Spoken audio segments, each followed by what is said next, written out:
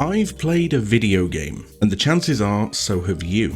Minecraft is the highest selling game of all time, but a lot's changed since it arrived on the scene in 2009. So much so that I am more than justified in asking the question, Minecraft game design, is it still good? It is a truth universally acknowledged that the longer you have a gaming channel on YouTube, the more inevitable it becomes that one day you will make a Minecraft video. This is that video. A couple of things I need to clarify before we start. In this video I'm talking exclusively about survival mode, in single player with no mods or other enhancements, and I will not be attempting a speedrun, although I will cover some of that stuff later on. I'm playing on the Windows 10 Bedrock edition with a ray tracing texture pack because it looks shiny, and although I've been reliably informed that Bedrock is in some way inferior to the still active Java edition, it's probably been about a decade since I knew my Mojang password, so we'll just roll with what we've got. What I want to explore is the mechanics and systems at the heart of Minecraft, how they've changed over time, and whether they're still a worthwhile and solid foundation for a monolithic pop culture beast in whatever the current year is. I'm in a pretty good position to do this because although I first played the game over a decade ago, I haven't kept up with its development since. The last thing I remember being put into the game was ocelots, which were added in 2012. So, let's talk game design.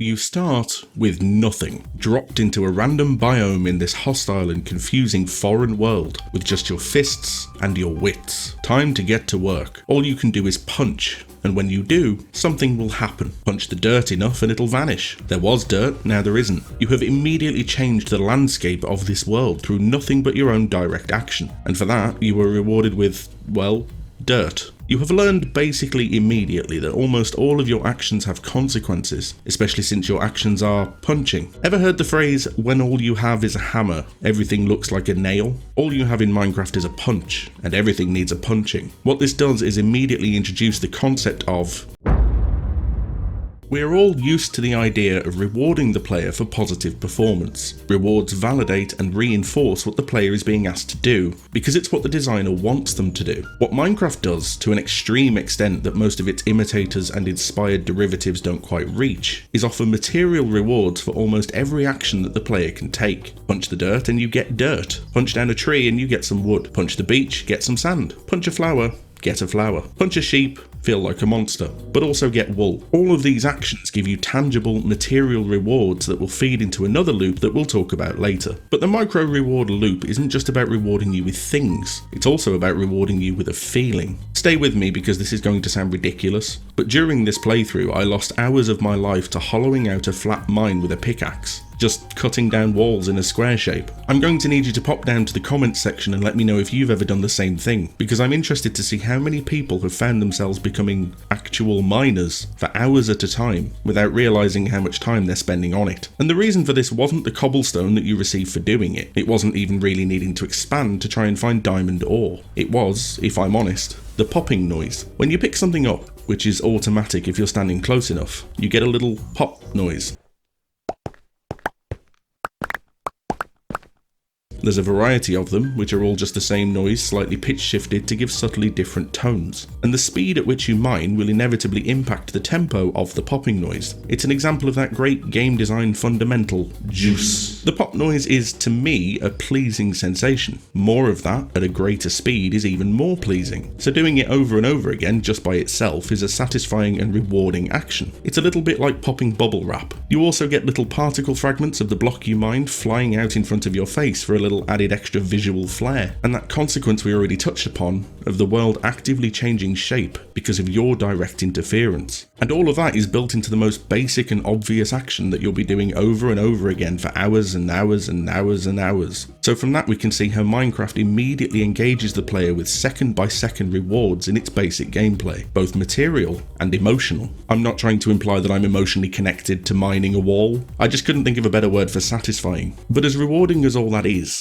it wouldn't be enough alone to encourage the kind of long-term engagement that Minecraft has always thrived on. It needs to feed into something, and that brings us to Here's how a typical progression might go in survival mode. I punch down a tree so that I can get wood, so I can build a crafting table, so I can build a wooden pickaxe, so I can mine cobblestone, so I can craft a stone pickaxe, so I can mine iron ore, so I can craft an iron pickaxe, so I can mine diamonds, so I can make a diamond pickaxe, so I can mine obsidian, so I can go to the nether, so I can kill a blaze, so I can craft an eye of ender, so I can find a stronghold, so I can go to the end, so I can kill the ender dragon. We went from punching a tree to dragon slaying through something that I call the so I can loop.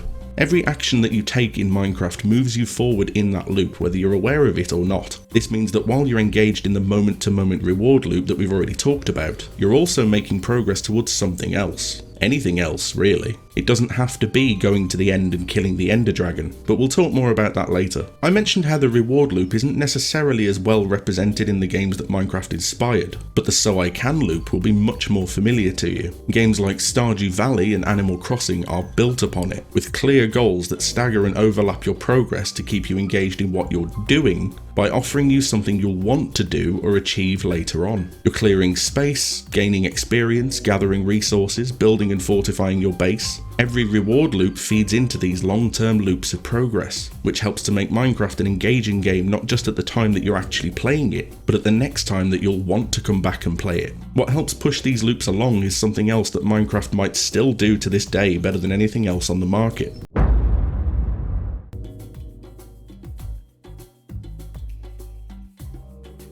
Systemic interplay is a made-up, pretentious, impressive-sounding way of saying stuff affects other stuff. The most well-known example of this that isn't in Minecraft is probably in Breath of the Wild. In Breath of the Wild, if you introduce fire to grass, that will set the grass on fire. Are you keeping up with me? That fire will subsequently create an updraft of hot air, which you can then jump into with your glider out and ride up into the sky. That's a very basic and obvious example of systemic interplay. It's the interplay between systems, and Minecraft is full of it. Fire is again the most obvious example. You can set fire to the trees, and if those trees are close enough together, the fire will spread. But if that fire comes into contact with the animals that generally live in the forest, like pigs or chickens or sheep, they will unfortunately succumb to the sweet embrace of death. Now, animals, when you kill them, drop raw food, which normally you'd have to cook, but because these animals have been killed by fire, the food is cooked automatically in a kind of forest-themed barbecue. You monster. If you find yourself caught out at night, that same fire can light up your surroundings, because fire also generates light. And since you are out at night, maybe you're surrounded by hostile enemies, who will now be caught up in the all-encompassing flames in the same way as those poor, innocent animals that you slaughtered previously. You monster. All of that can come from one item, as an example, the flint and steel, a tool that generates a single square of fire at your feet. But to get that tool, I had to get iron ingots, so I had to build a furnace, so I could smelt iron ore, which I had to craft a stone pickaxe, so I could mine at all.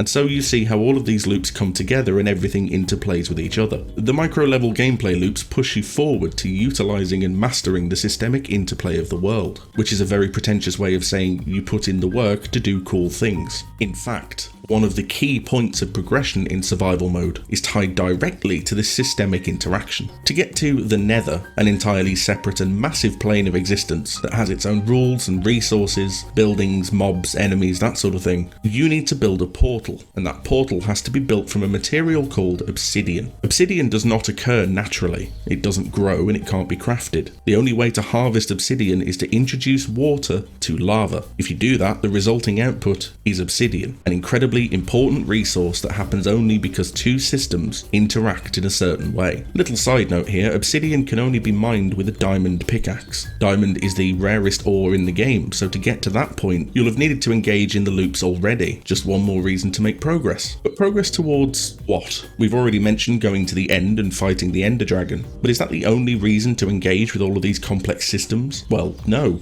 Let's talk. I can imagine that over the last decade, a lot of children have had to explain Minecraft to their parents. Mom and dad, being engaged and active parents who want to show an interest in their kid's life, have asked, "Oh, what's that game you're playing?" And inevitably, after half an hour of the kid telling them about all the cool stuff you can do, either mom or dad, or maybe both, have said, "But why?" The systems and loops that we've talked about, impressive and engaging as they are, would still not be enough to push Minecraft to over a decade's worth of relevance. works. There needs to be a reason to do any of this in the first place. Some end goal, some great crowning achievement. Or there can be several. You can, if you want, play through survival as intended. Get all your gear together, go into the end and kill the dragon. That is one clear goal with a pretty clear branching path to get you there. And it's a compelling endgame to aim for. It's dramatic. It takes a lot of understanding of the world's systems and the way the combat works, as well as a massive time investment and more than a little bit of good luck. It's an adventure, a classic tale of an ordinary person going from having literally nothing to becoming a powerful, all-conquering hero. And what's great about it is if you play solo and stick to the rules, it's all directly because of you. The game doesn't give you a whole lot of help. It barely gives you anything approaching a tutorial, and it can't do it for you. You gathered the resources, you built yourself up, you explored your world, and you slayed that dragon. It's not scripted, there are no cutscenes. This is all just you, and that is a powerfully attractive proposition for a player. But you don't have to do that. In fact, I imagine a lot of people who play Minecraft have never seen the end in survival mode. The game has been in some form of active development, as I might have mentioned, for over 10 years. In that time, more and more features have been added to the basic makeup of the world, and not all of them are required for getting to the end, which means huge chunks of Minecraft, the way the world is generated and the items you can acquire and make, are entirely optional, and it's all up to you. There are underwater temples and dungeons, faraway forest mansions, an entire AI NPC ecosystem in occupied villages, multiple biomes with unique features and mobs, hundreds of multicolored blocks to shape and theme your space however you want, and a built-in circuit-based machine programming system that I don't understand, but that I assume there's a 12-year-old somewhere learning to code because of Redstone. But you know all this already. This video isn't a press release for why you should buy Minecraft. It's an exploration of the game design underneath it all, and what you'll find is that all of these systems are, as I said, interlinked. You're not exploring those underwater dungeons unless you've got some kind of breathing solution sorted out, because you'll drown. You're not taking down those pillagers in the forest unless you've built up your weaponry and armor, because they'll probably kill you. Offering so many options for you to focus your goals on has added to the game's longevity. Every major patch adds something else to be explored and discovered. There may be a new reason to start a new world entirely. It's a persistent growth of potential and player retention that if you spoke to certain major AAA publishers of games as a service, they'd most likely be pulling their hair out in boardrooms wanting to know why they can't make something so long lasting. Whatever you want to do in Minecraft, and there are a lot of options, the interplay of systems and loops underneath will drive you forward to always be making progress towards something, which is what keeps us playing. In fact, there is so much that you can do that the only thing you won't really need to do at all is, survive.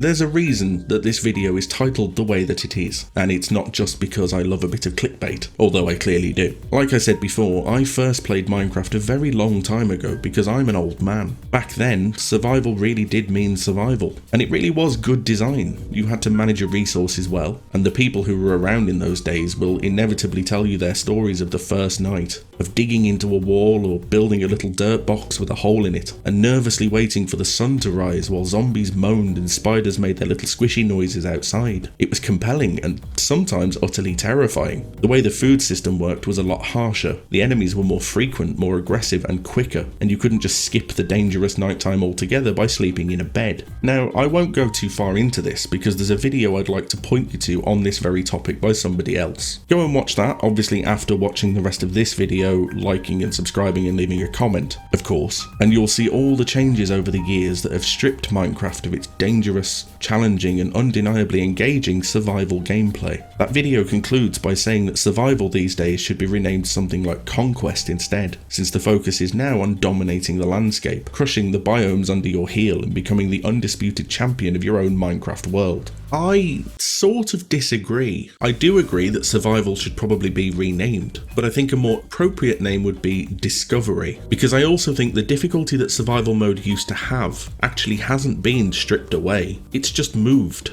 Certainly, every night is no longer a challenge. It hasn't been for quite some time. But the same combat and survival challenge is now found in exploring and discovering everything the world has to offer, using the mechanics that you have. Those underwater dungeons I mentioned earlier aren't easy to explore in survival mode, and there are villager raids, an entirely different boss fight to engage in, and the expanded layout of the end dimension to explore. If you try and do all that within the confines of the survival mechanics, there's more than enough actual challenge available that you won't just breeze through with a suit of enchanted diamond armor. You cannot overcome everything on offer just by putting in the time. The difficulty of what used to be survival mode has been transplanted to a different option, something you can choose to do rather than being forced into, something that you discover. And that choice of option leads to something that Minecraft has always had and has only expanded and capitalized on over the years.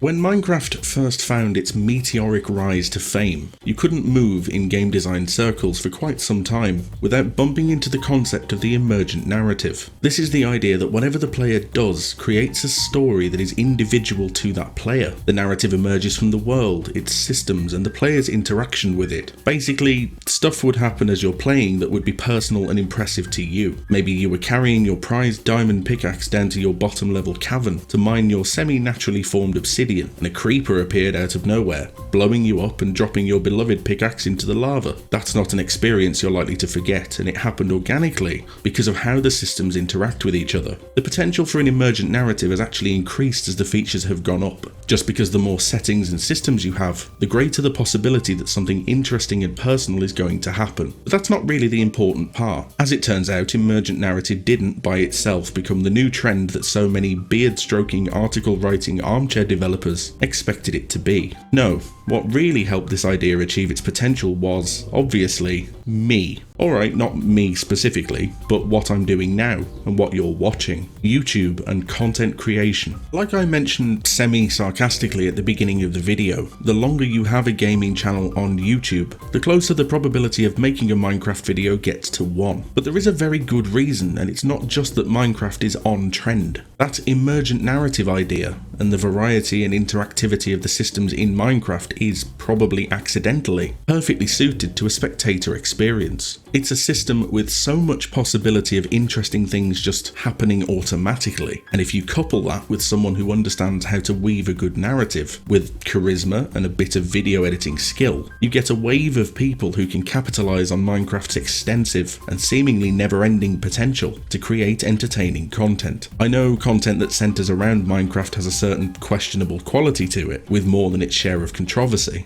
but it would be intellectually dishonest to dismiss the game's suitability to just being entertaining to watch, and how the systems underneath help that to happen. Now, if that was everything that Minecraft was, that would be enough. But you and I both know that it's not. There's so much more to Minecraft that's beyond the scope of this video that we do need to touch on just a little bit. In fact, I mentioned earlier about renaming survival mode to something more fitting, since what you're doing isn't really surviving anymore. Well, what about... Stay with me here because I'm about to say something that might sound a bit strange, because the video up until now has otherwise made perfect sense, obviously. Survival mode as it is isn't just a concrete, engaging and well-rounded game mode on its own. It's also the basis for so much more stuff. By playing around in survival for a while, by interacting with all the systemic interplay and running through the game's multiple progress loops over and over again, you learn what you can do and how to do it. You might, in the course of doing all that, turn to a wiki. You might talk to other people about it. You will expand your knowledge into some of the more complex and endgame systems, like potion brewing or enchanting, until you have a broad understanding of everything the base game can offer. The entire mode becomes, effectively, one giant tutorial. And from there, the possibilities are even more endless than they were already. You might go to creative mode and express your creativity with obscenely grand structures or complicated redstone contraptions. Mods have been around almost as long as Minecraft itself, and they open up an infinite supply of new worlds, with Mojang even selling you some directly inside the game itself. You might play with friends or strangers, cooperating or competing with other people to create entirely new ways of playing. You might even become a speedrunner, taking part in the ultimate test of your system's mastery. Whatever you do from there will all be built on your experience in survival mode, and the systems and interconnectivity that sits underneath it all. And you got all of that from punching a tree. If you're a game designer, or have any interest in game design at all, and I'm going to assume that you do because you're watching a channel called Let's Talk Game Design, what can you learn from all of this? What lessons are there in Minecraft that you can maybe apply to your own projects? Well, the first should probably be that just making a crafting system is not enough. You need only open Steam and have a scroll through the burgeoning catalogue of games with less 24-hour playtime than Square's Avengers to realise that only having a crafting system by itself is not the reason Minecraft compelled people to play it. You need to look at your systems, really examine them, and carefully consider how everything interacts and interconnects with everything else. Maybe, if you are making a game with resource gathering and crafting, those resources should have multiple uses. Maybe they should serve multiple purposes that gives them a worthwhile relevance right to the end of the game. In Minecraft, you might be fully decked out in enchanted netherite armor with an inventory full of potion stacks, but if you want to set up a new base somewhere else with a furnace in it, you'll still need cobblestone. That won't ever go away. Then there's the loops. This is something that I think is universal across a range of genres, not just crafting and survival. Like I said, the act of just mining a wall is made so satisfying and rewarding that we can do that for hours just by itself. How can you make your very second-to-second gameplay just as satisfying? Is there some kind of immediate reward that you can tie to it, as well as encouraging longer-term progress? What reason is there for your player to come back tomorrow, and what are they excited to do? These are all things that I think I've established Minecraft does pretty well. There are more apparent and visible lessons too about how a unified aesthetic, like a cube-based presentation of low-resolution textures, can bring together a perfectly natural world full of varied weather and landscape biomes, as well as a variety of normal animals, otherworldly monsters and human-ish people, or how organically manipulating the levels of visible light can effortlessly switch the atmosphere from serene and peaceful to tense and almost horrifying in a way that's more effective than many survival horror games. With all of that in mind, and still more that we could explore, I think it's about time that we move to our... Over a decade later, is Minecraft's game design still good? Specifically in how it relates to survival mode? That was the question that I started with, and the answer should, by now, be obvious to you. No, it's not. Like I said, it's not as good as it was at accomplishing the intention it used to have. And as we all know, because you've watched my video on how to play games like a game designer, good game design is about fulfilling the intent of the game, because the very thing that made it so compelling to begin with has been lost to time and frequent iterations and updates. So as long as survival mode is still called survival mode, it'll be a dishonest lie. Alright, obviously I'm being facetious, because if the question had instead been, is it engaging, broadly appealing, with unsurpassed player freedom and a superb foundation for mods, creativity, cooperation and spectatorship? Absolutely. It always has been, it still is, and I imagine it will be for quite some time to come. It's grown from a neat little toy into a platform of almost infinite possibility, and going back to it after so long has been really refreshing for me. The methods of play have stayed the same since I was last into it, with the same loops, combat and player capabilities, but the possibilities have expanded year on year. Because of that, I actually do recommend that if you haven't played Minecraft for a while, if you're like me, maybe go back to it for a bit and give it a go. It might be that you get a rush of nostalgia. It might be that you find you were never that engaged with it at all. Or it might be that you feel the sudden compelling urge to make a very long video about its game design, because as we all know, the longer you have a gaming channel, the more inevitable it becomes that you'll make a Minecraft video. And if you've liked this video, leave a like so I know you liked the video you liked, and subscribe after liking so you can like more videos like the one that you just liked since you liked it. And I'll see you the next time I'm thinking, hey, let's talk game design.